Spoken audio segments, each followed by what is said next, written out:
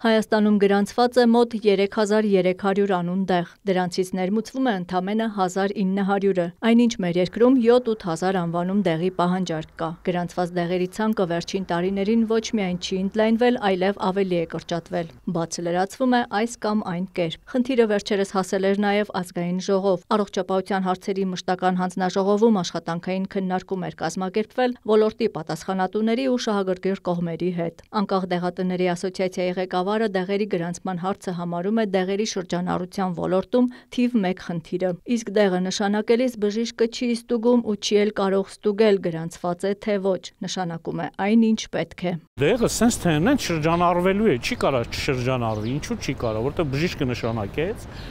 գնացին դեղատուն, դեղատունը չունի, հետո դեղատունը արդեն սկսում է մեծածախից խնդրել, որ այդ դեղորայքը անհրաժեշտ է։ Այստեղ էլս նրա առաջ է գալիս տարբեր ճանապարհներով հանրապետություն մտած դեղի որակի հարցը։ Բայց մենք ունենք այնպիսի իրավիճակ, որ ուղղակի ցավոք սրտի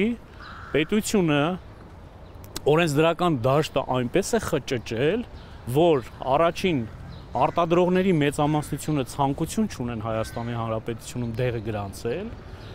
այդ պատճառներից։ Երկրորդը խնդիրներ կա գրանցման գործընթացի ընթացքում։ Խաչատրյանի դիտարկմամբ օրենսդրության խստացումներից բացի շուկայի փոքրությունն էլ իր հերթին է նպաստում, որ արտադրողը շահագրգռված չլինի դեղը Հայաստանում գրանցել կամ վերագրանցել հնգամյա ժամկետը լրանալուց հետո։ Անկախ դեղատների ասոցիացիայի նախագահը պարզաբանում է ոլորտի կարգավորման հարցում դեղատների շահագրգռվածությունը։ Մի կողմից պետությունը ներմուծողներին թույլատրում է ԵԱՏՄ երկրներից Հայաստան դեղ ներմուծել առանց առողջապահության նախարարությունում հավաստագրելու, մյուս կողմից չի թույլատրում դեղատներին վաճառել այն, որովհետև գրանցված չէ։ Բայց այդ դեղերն ըստ նրա միևնույնն է հայտնվում են բոլոր դեղատներում։ Հետո էլ տեսչական մարմինը ստուգումներ է անցկացնում ու դեղատներին տուգանում։ Խաչատրյանը վստահեցնում է, անգամ ցանկության դեպքում դեղատները չեն կարող իմանալ տվյալ դեղը Հայաստանում գրանցված է թե ոչ։ Նախ որ օրական 200-300 անվանում դեղը հնարավոր չէ ստուգել, հետո էլ չկա դրա մասնագիտական ու տեխնիկական հնարավորությունը։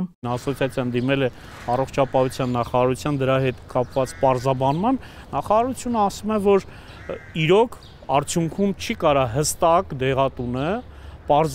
դեղատան համար պարզ լինի, տվյալ դեղը գրանցված է թե չէ, ինքը լրացուցիչ պետք է փորձաքննություններ արի։ Առողջապահության նախարար Անահիտ Ավանեսյանը անդրադառնալով դեղերի գրանցման ոլորտում ստեղծված իրավիճակին նշում է Հայաստանը լինելով ԵԱՏՄ մաքսային ընդհանուր գոտում կաշկանդված է նաև դեղորայքի ներմուծման ընթացակարգերով։ Այսինքն մենք ունենք ԵԱՏՄ ընդհանուր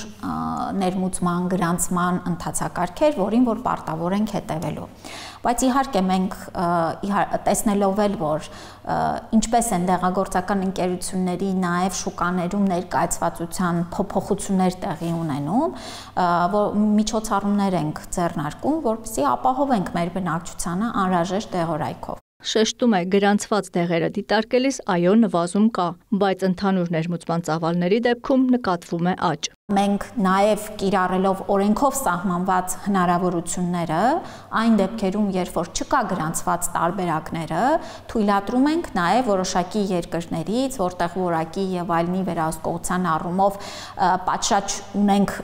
ձևավորված կարծիք, նաև չգրանցված տարբերակների ներմուծումը եւ այստեղ է բալանսը ապահովում։ Այդուհանդերձ ըստ Ավանեսյանի նաև նախաձեռնել են օրենսդրական փոփոխություններ։ Դրանք նրա կարծիքով հնարավոր կդարձնեն, որ պետությունը կիրառի իր ամբողջ գործիքակազմը, որպեսզի ավելի ընդլայնենք ցանկը դեղերի, որոնք որ Հայաստանում մեր բուժական սխեմաների մեջ ընդգրկվում են։ Նախարարն ասում է Հայաստանի շուկայի փոքր լինելը փաստ է ու պետք է ուղիներ գտնել հաղթահարելու այդ ու այլ օբյեկտիվ պատճառներով արտադրողների հետաքրքրվածության պակասը, բայց չի կարծում, թե օրենսդրությունը խճճված է։ Ավելին, գրանցման գործընթացը բոլոր երկրներում ըստ նրա գրեթե նույնական է։ Ազգային ժողովի առողջապահության հարցերի մշտական հանձնաժողովի նախագահը գրանցված դեղերի նվազումը մեծ վտանգ է համարում հանրային առողջության ու ընդհանրապես երկրի անվտանգության տեսանկյունից։ Չի բացառում, որ օրենսդրությունը նվազ խիստ դարձնելու կարիք լինի։ Ընդունում է, որ ոչ հեռավոր անցյալում գուցե ավելորդ են բարդացրել։ Կազուսային իրավիճակ ունենք ԵԱՏՄ շուկայի հետ կապված, որտեղ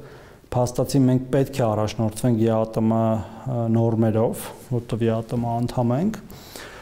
Բայց այդ շուկան չի ձևավորվել մինչև հիմա միասնական, այսինքն երբ որ ԵԱՏՄ գրանցում է անցնում դեղը, օրինակ Ռուսաստանում,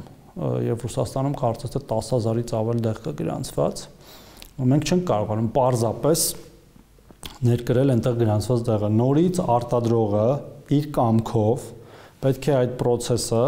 մոտավորապես ինչ-որ պարզեցված ձևով կրկնի Հայաստանում, ճանաչի իր ԵԱՏՄ գրանցումը Հայաստանում։ Որոշ արտակարգ դեպքերում Հայաստանը կարող է դեղի գրանցումն ինքնուրույն անել, բայց անպայման դրա իրավատիրոջ համաձայնությամբ, իսկ նա հաճախ տարբեր պատճառներ է ունենում չուզելու։ Հիմա ըստ Թորոսյանի բանակցություններ են տարվում, որ որոշ ժամանակով հնարավոր լինի շարունակել դեղի գրանցման ազգային ընթացակարգը։ Բացը լրացվում է ապօրինի շրջանառությամբ դեղերի,